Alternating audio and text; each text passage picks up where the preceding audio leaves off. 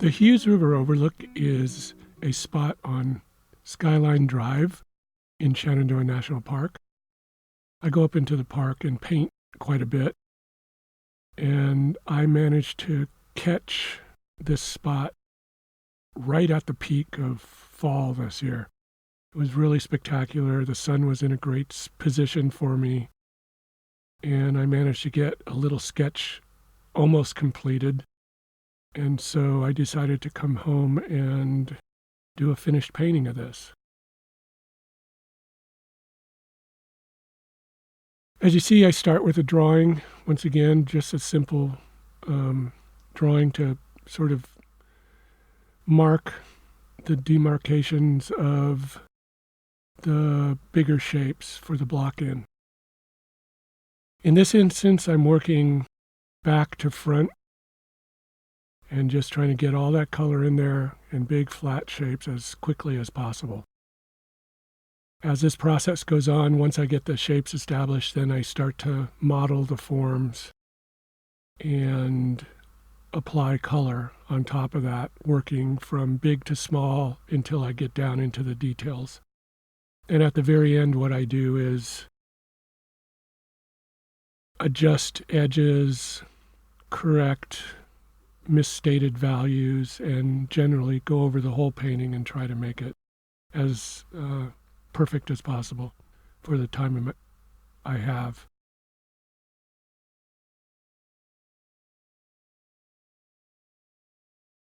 Now this scene, I was looking into the sun, and so it's really important for me to get that sun-drenched glow that you get when you're looking through foliage into a sunlit area.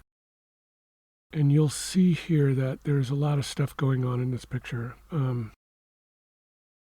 The hills are stepping back sort of in 1, 2, 3, and then there's the valley, and then there's a background set of hills on the other side of the valley.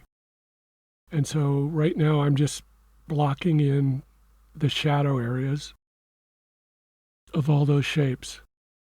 This is the base that I'll put my midtones and highlights on.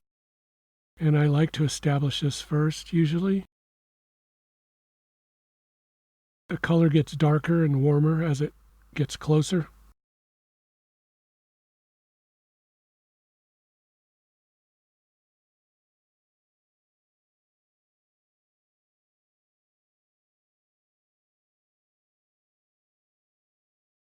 That very last part is the foreground grasses. And now you can see I'm just going back into that big foreground area, and I'm starting to add some color shapes.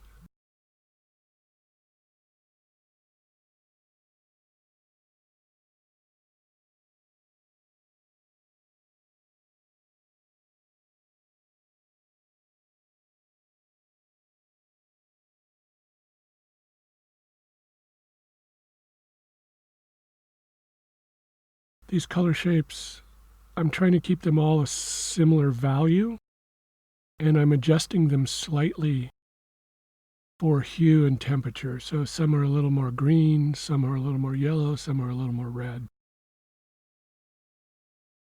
And that way I'm adding a little bit of variety and interest without adding more detail.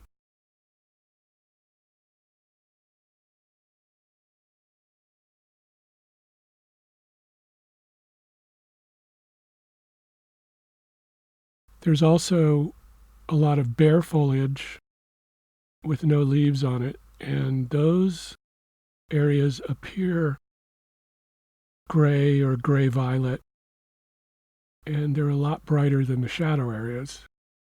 And so they offer a nice little complement to all those yellows and oranges and reds in the picture. Now there were these conifers coming up through the deciduous trees, and I'm going to use those as a strong design element in the painting. And I'm just trying to lay in where I want them to go at this point. they're going to be these nice little dark accents. And I want to get an unequal division of space with these different sizes. And their placement is going to help add interest to that otherwise sort of large area of deciduous foliage.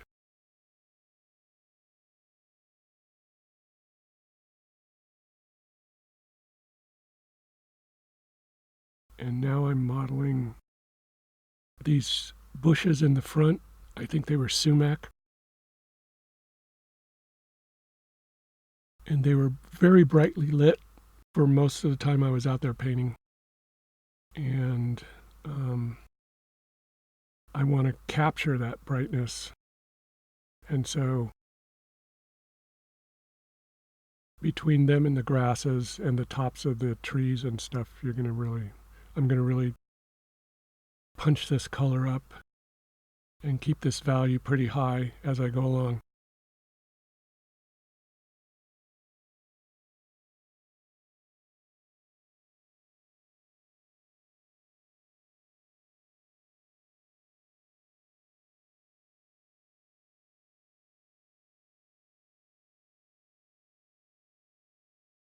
Now, it's important with a painting like this to think about different shapes, different edges, and changing hue and temperature to sort of create a riot of color and shape. At this point, I'm still not getting too detailed.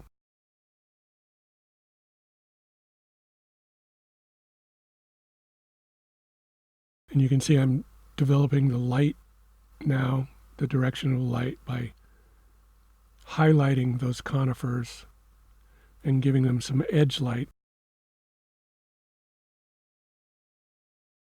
And that'll help me with the other forms that are a lot more rounded and soft.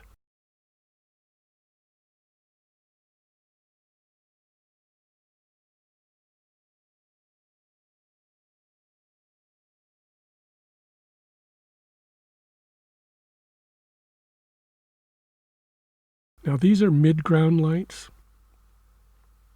and I'm going to put accents on top of these later in the painting, but right now they're just to help me create more of a sense of direction with the light. And you can see I'm popping in the tops of those sumac bushes.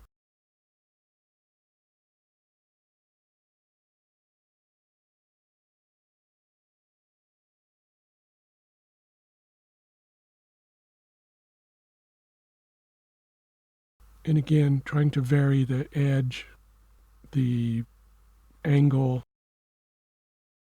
the division of space between things, and just try to keep an organic look to everything. I don't want things to get too controlled and too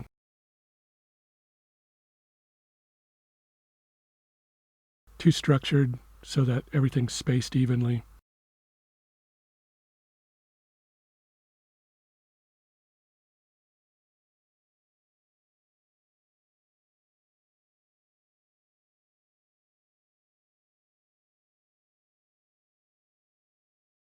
And you can see that I'm adding stronger color now. I'm still keeping the value pretty high, but I'm really punching up the color. And I'm just bouncing all over that foreground area, trying to develop the whole thing, not focusing too much on any one area. A little reflected light for the conifers. And just trying to keep that really strong sense of light.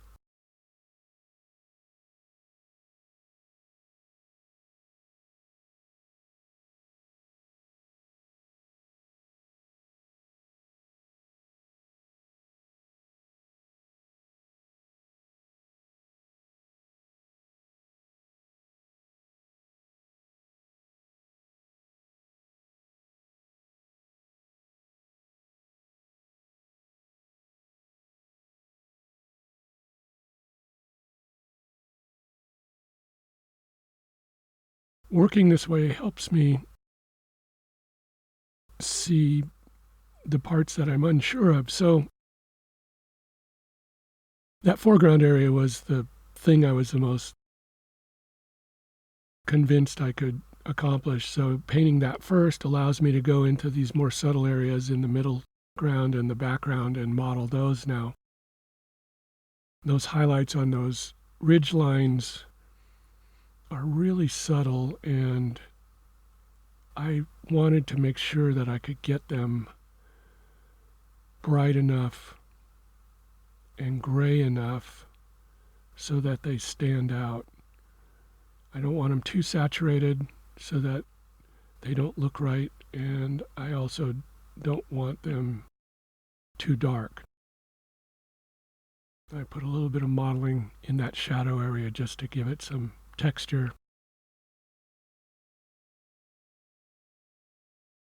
And then I'm just refining that top edge of that ridge line there a little more.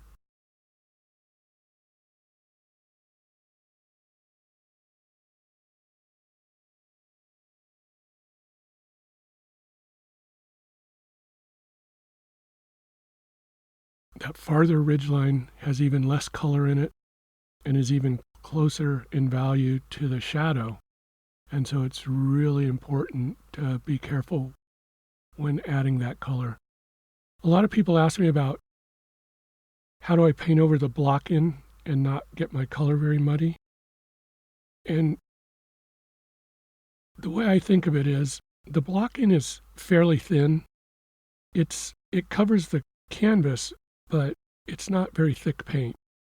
And then when I go to the midtones and the lights, as long as I keep a layer of paint between the bristles of the brush and the surface of the canvas, it's fairly easy to lay that color on in a clean manner. And as long as I'm not dragging the brush around unconsciously too much on the canvas, I can add that color right on top of another color. And if I do want to blend, just a little bit of pressure to one side or the other of the brush will help me blend into the undercolor. But that's usually a conscious decision on my part.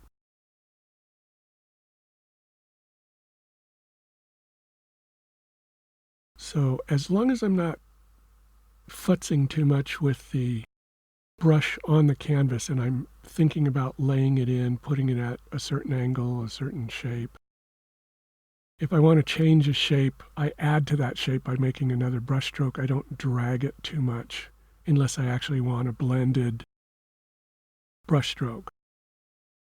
And you can see now at the end here, I'm just cleaning up edges, refining some areas, adding some darks to break up shapes.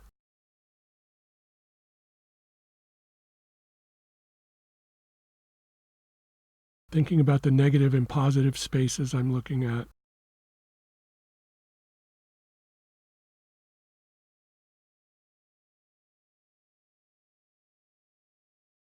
Trying to see where I can really punch things up, get some brush calligraphy, some thick paint. Some of this paint's really thick at this point.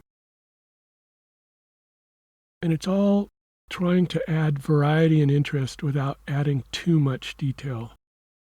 I think there's a balance you want to strike between areas of color and colorlessness, strong edges, blended edges, thick paint, thin paint. All of that creates variety, and it allows you to have interest without too much detail. Of course, everyone's different, and you have to decide for yourself how much detail or lack of detail you want in a painting. I prefer to have my block in the middle of the painting when I'm painting, have a lot of vibrant brushwork, and then as I get towards the end of the painting, I slow down and get more deliberate and add what I call accents to things, where I have strong, I can strengthen an edge, add stronger color with little blocks of color, and just overall clean up areas that may have gotten a little soft in the beginnings. And that way it just helps to punch up the painting without having to repaint everything I've already painted in the earlier parts of the painting. So when you look at this painting up close, you can actually see the initial block in peeking through the subsequent layers, because my goal is not to cover up everything I did in the beginning. It's just to add to it and build on top of that.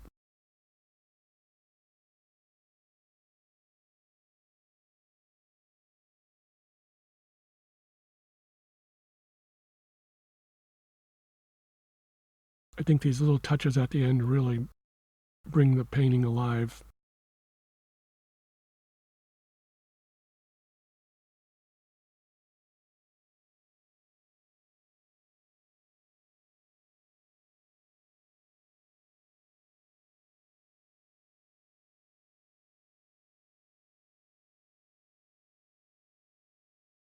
The important thing is not to go overboard and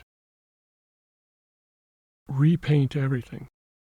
And it's also, you don't want to get caught up in trying to fix everything perfectly. I think some of those happy accidents and some of those bravura areas add to the flavor of everything.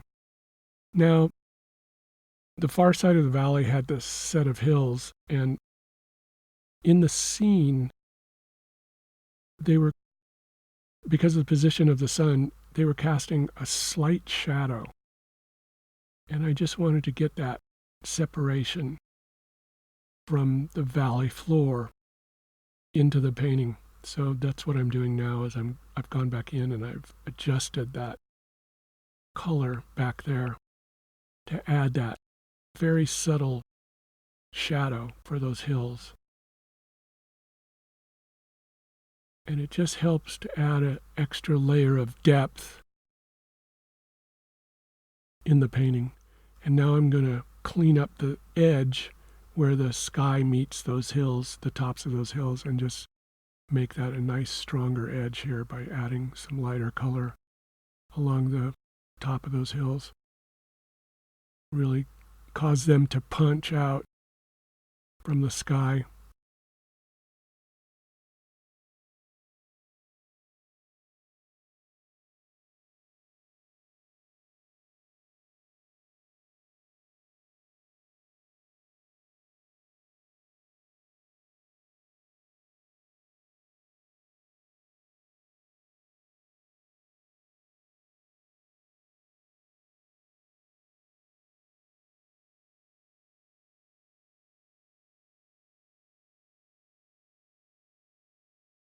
Going back and a few more accents now.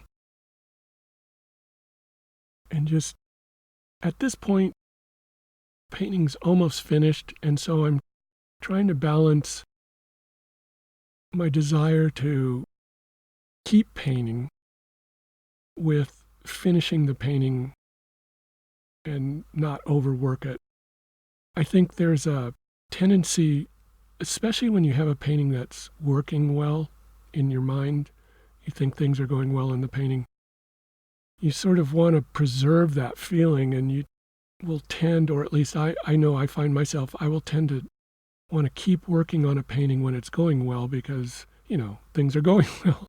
So it's important to constantly check yourself and look at the painting and decide, am I actually adding things to it that are worthwhile? Am I making the painting better, or I'm just prolonging the experience?